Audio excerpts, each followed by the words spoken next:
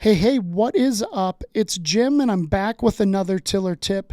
And this week, I've got a question for you. Now, this is not a normal run of the mill kind of question. This question actually has some depth, some meat. So there's some real weight in this question. And when I ask it, I'm curious what you're going to feel. Like, it might feel cringy, it might feel like a little too much, maybe a little awkward, to be honest. But I'm growing more obsessed with this question, I think. Like, the more I think about it, this really is a big deal, and it's a great question. Are you ready? Truly, I want to know how you feel about this. How's your soul? I felt it, okay? I know. I get it. There's a cringe thing to it. But why? Like, I don't understand. That's what we're going to talk about. And before I get there, I guess I have a little bit of like a dad joke kind of thing. This is just a thought that I had, and it actually correlates with what I want to talk about. So just hang in there for a moment. So, do you know who invented the internet? Now, if you're around my age, you're probably, yelling at your device and being like, Al Gore, the vice president, Al Gore. And I don't know if that's actually true. Okay. I think that's just urban legend. I don't even know if he was involved with anything with computers. I actually have no idea. But perhaps there's a chance. Maybe he did actually invent the internet. Maybe it's been right in front of us this whole time because, what controls the internet? It's pretty obvious. It's the Al Gore rhythm. The algorithm. Isn't that like, that's so funny? Like, I'm sure there's no correlation between his name and this word and the internet, but truly, like, the algorithm, like, that's a thing we care about, right? So let me transition back to the whole point. I think if I went to the mall and went up to 100 people and I was like, hey, I got a question for you. How's your soul? And I just put them on the spot. I think I'm going to get very few people actually engaging with me, giving me a thought out and like real answer. Most people are like going to be like, I don't know. Okay. Like, maybe they don't believe they've got a soul, or I just have no idea. I think that if I went to that same mall and went up to 100 people and I asked, hey, how's your algorithm? Dude, people are going to take the mic out of my hands and they're going to be like, dude, let me talk about this. I've been trying to game this for so long. It's a changing game. It's evolving. Like, this is hard. I'm trying to build that clout. I want to get that platform, and I'm working hard at it. Like, I think about it all the time. Am I wrong here? Like, I don't think I am. I think I'm going to get way more engagement asking someone about their algorithm than their soul. And I think that's tragic. Obviously, the algorithm is temporary. We're not going to take that into any realm of eternity. Like, the algorithm is a here and now kind of thing, right? In fact, it is going to change next week. That's how temporary the algorithm is. Like, why are we so concerned with it? But our souls, that's eternal. And the condition of our souls deeply matter. We should be constantly taking stock of how our souls are doing. Like, this actually is the biggest deal. You see, I believe this thing really deeply. You, my friend, you are not a body who has a soul. If you believe in the existence of a soul, you maybe think of it in that way. But there's no way.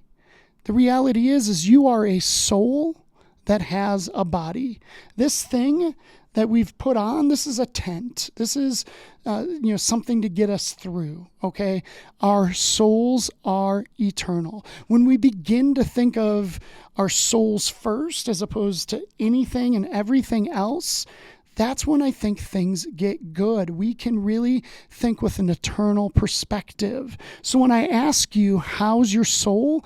I actually literally care. I want to know. hit me up, text me, leave a comment, DM me something. Like, I want to know how your soul is. Now, there's a song that has come out recently by an artist named Noah Kahan, okay? And at the end of the song, or at the end of the chorus, he poses this question about, are you concerned about your soul and what you might do with it? And I love that lyric. I think it's so incredibly deep. Now, I did a little bit of research, and I believe that he's actually kind of like referencing a friend who cares too much and is kind of just stuck in what seems to be like religiosity. That was hard for me to say, but you know what I mean. And so he's trying to like get his friend to care less about that. But I'm like, yeah, Noah, that's it. We have to be concerned about our soul and what we might do with it, because we've got this limited time with our body, this tent, this vehicle that we can use to do things to improve our soul, to grow the riches beyond this world. Like, honestly, the things that matter are the things that are eternal, not the things of the here and now. And so I don't know. I just am thinking about this all the time, that I've got a soul and I've got real things that I want to do with it in the here and now. I hope you do too.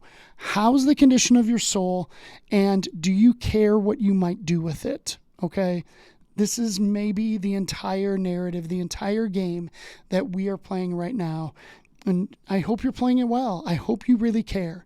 Now, if you don't know how to answer that question, if that truly is too cringy, if that just is like, I don't know, I'm not really sure how my soul is, the condition of my soul, I'm not sure how to measure it.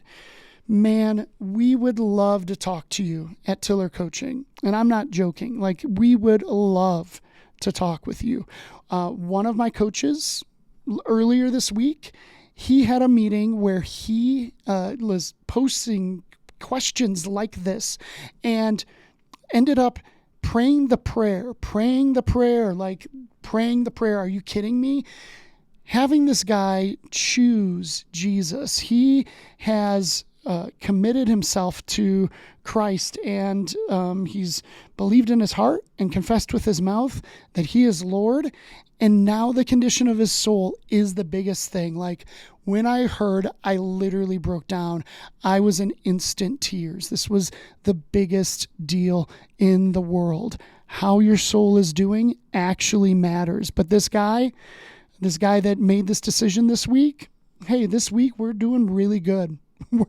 The condition of our soul, hey, we're good. Now there's growth, there's room to grow. We'll never be perfected. We'll never be sanctified in this world, in this realm, but like, there is more growth to be had. There is more fruit of the Spirit to enjoy. And so we're going to work on that. But if you need help with that, if you need some guidance and some encouragement on the condition of your soul, please do not be shy. tillercoaching.org. We would love to help you. All right, that's what I have for this week. I hope that connects for you. Sorry about the Al Gore rhythm joke, but it absolutely tied in. Let's not care about the algorithm. Let's care about our souls. All right, I'll see you next time.